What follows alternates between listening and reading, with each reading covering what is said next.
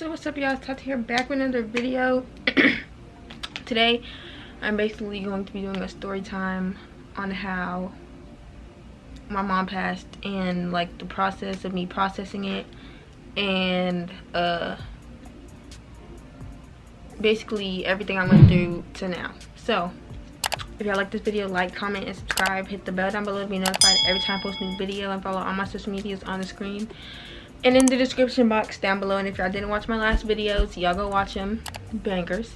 So yeah, we're just gonna get straight into this story time. Yeah, I had posted a TikTok and it kind of like blew up, and a lot of y'all was asking like what happened, how old were you, how did she pass, basically just asking me questions. I look ugly.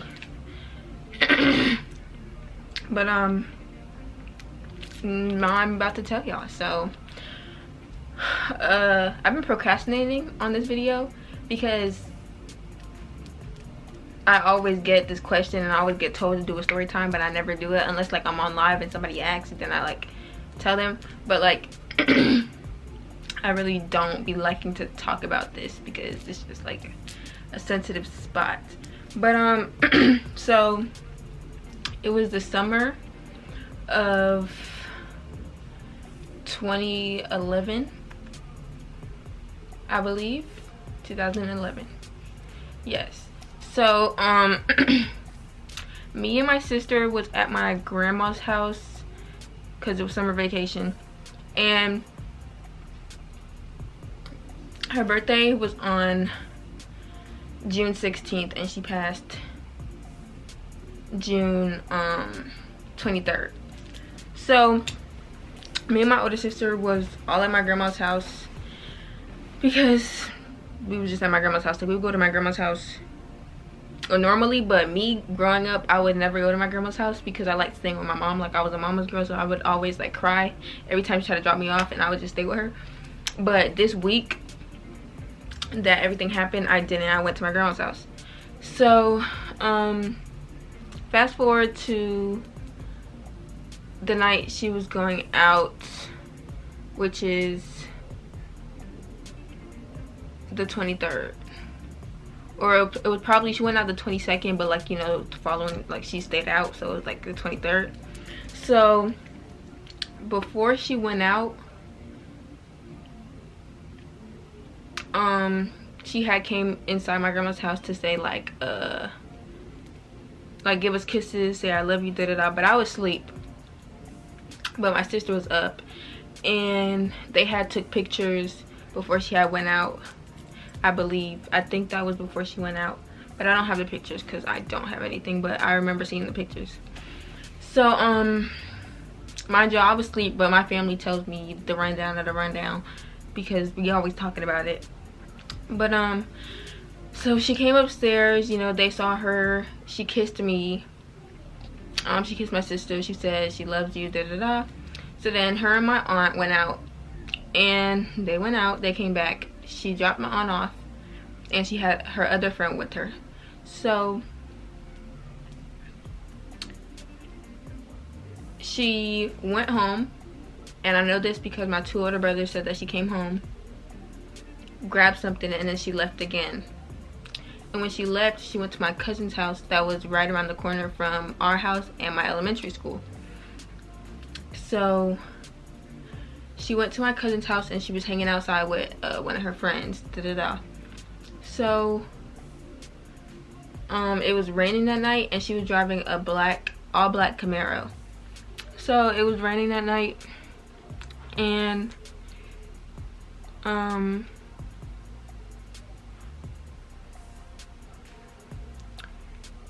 the investigators never told us like if she was getting chased by somebody, or if it was just caused by the rain that the car accident happened. So when she was leaving from around the block, she was driving, and she hydroplaned. When she tried to make a turn, she hydroplaned into a palm tree, and when she hydroplaned, her friend flew out of the windshield, but when her friend was transported to the hospital, she was still alive, but she later on died in the hospital. So when she hit the palm tree, I guess she was trying to move away from the palm tree, and she ended up on top of the house. And when she ended up on top of a house, the car caught on fire. So and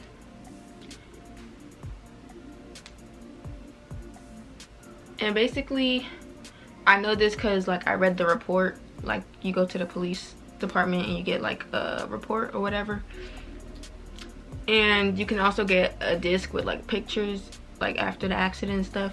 But now that I'm 18, I can go get it, but I don't want to get it because like I don't want to see it, because it's just gonna like just be in my head. So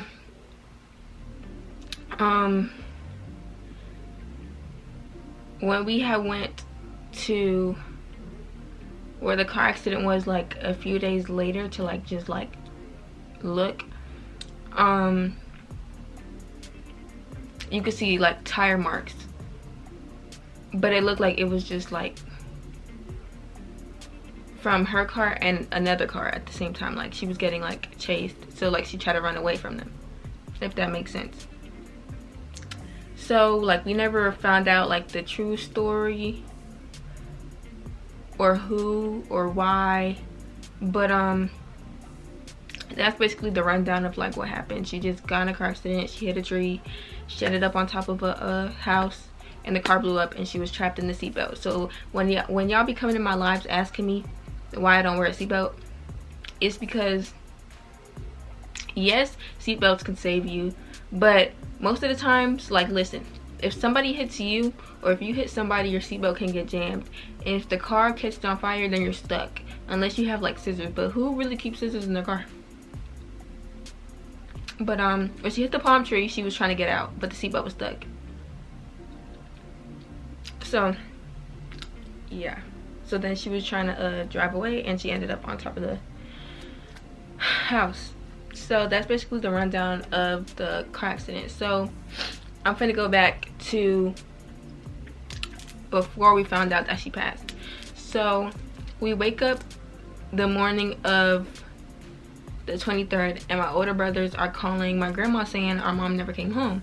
So my grandma's like, where's she at, da-da-da. So later on, my grandma gets a call from the I don't know what they're called, but like the people that investigate bodies, so you can come in and I identify the body. Does that make sense? So but I don't think my grandma went to go look. They just knew who my mom was, because like her ID and stuff.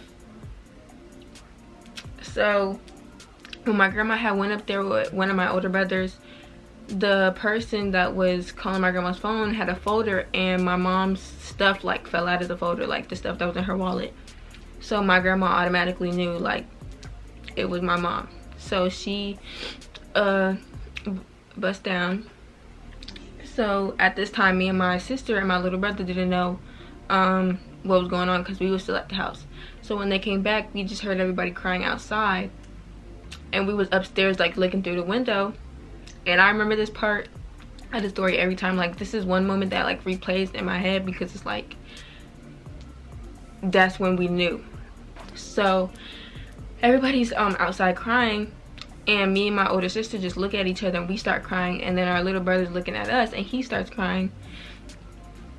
So then from there, I don't really remember what happened after that. Like, everybody was just crying, trying to figure out like who, why, and how. So now I'm gonna go about how everything happened, how everything worked out after my mom passed. So me and my 5 siblings lived in a house with my mom, and when she passed away, we were still living in there with my grandma. But then we eventually had to move out, because it was in my mom's name and my mom was no longer here. So I had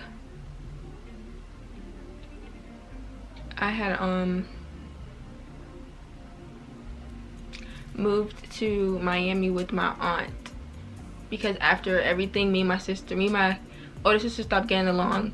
So we like always fight and argue and stuff. So then I moved with my aunt, and then I missed my grandma, so I came back.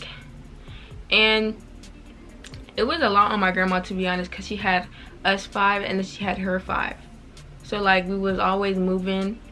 It would be times where we had to be in a house with no light or no water.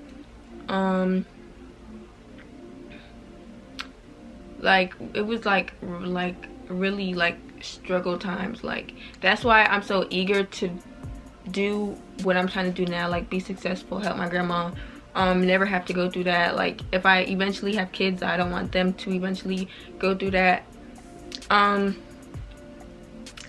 And yeah, I changed. Okay, so I moved to Miami. I came back. When I came back, we moved to a house. We had to leave that house. We moved into a trailer. We left the trailer and we moved into another house. But before the trailer, I moved back to Miami my 3rd grade year, and I was staying with my aunt and my uncle. And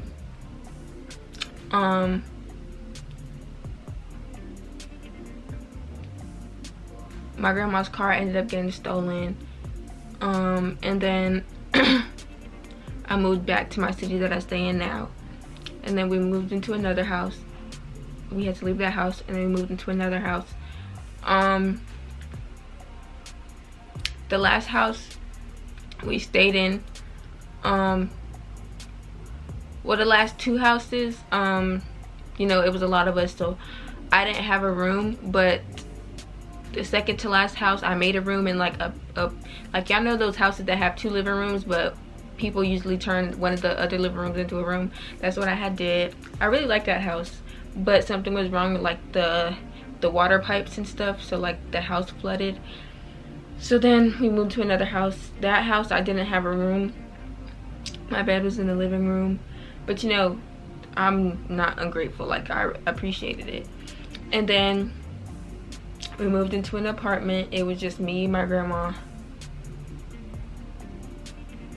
and who else? Me, my grandma, one of my older brothers, and my aunt also stayed in the complex, and my other uncle. Well, my uncle also stayed in the complex. But then we moved, and then we moved to another apartment. It was just me, my grandma, and my uncle again. And then when I like last year or it's gonna be 2 years in February. 2 years ago in February, I moved into this apartment that I'm in now with my sister. So we like co-apartment, like she pays half, I pay half. So we're like roommates. And yeah, like a lot of things progressed since like, you know, the beginning to now. It's a lot of moving, but you know, I never complained about it though. Like, you know, some kids will like cry and be like, da da da da, I don't like this, I don't like that, da da da. I never did that. I'm really grateful for my grandma. I was about to say my sisters. I'm really grateful for my grandma, because even though it was hard and it was unexpected and so fast, she still took it upon herself to take care of us when she didn't have to. Like, she could have gave us up for adoption. Like, we could have been in a foster care and we would have all been split up, but she didn't do that. So I'm really grateful for her. I can't do what I want to do for her as of right now, but whatever she asks me for, I do it, because she did it for me. And now that I'm of age, I can do some more stuff than I could back then. So yeah, now me and my siblings, like, we're cool. But when I was younger, I just felt like they all hated me, but that was never the case. I was just young and I hated that I couldn't go out when they was going out with their friends. But I'm closer to my little brother because like we're the two youngest. But yeah, that was basically the rundown. I don't really know what all to say because like I say, I don't really talk about this topic and I don't really go into details about this topic. But another reason why I had moved to Miami after my mom passed is because the car accident happened by my elementary school, so I didn't want to be reminded of that every day, so I ended up moving. And then when I came back, I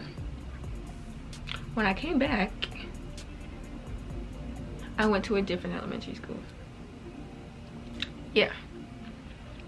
And yeah, that's basically the rundown of everything. So hope y'all like this video. Like, comment, and subscribe. Hit the bell down below to be notified every time I post a new video, and watch my last few videos.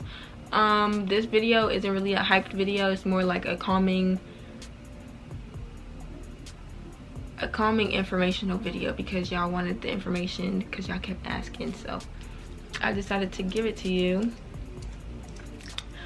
So yeah, that's the end of this video, and I'm gonna see y'all in my next video. Bye. I say 3 little times. Oh, yeah.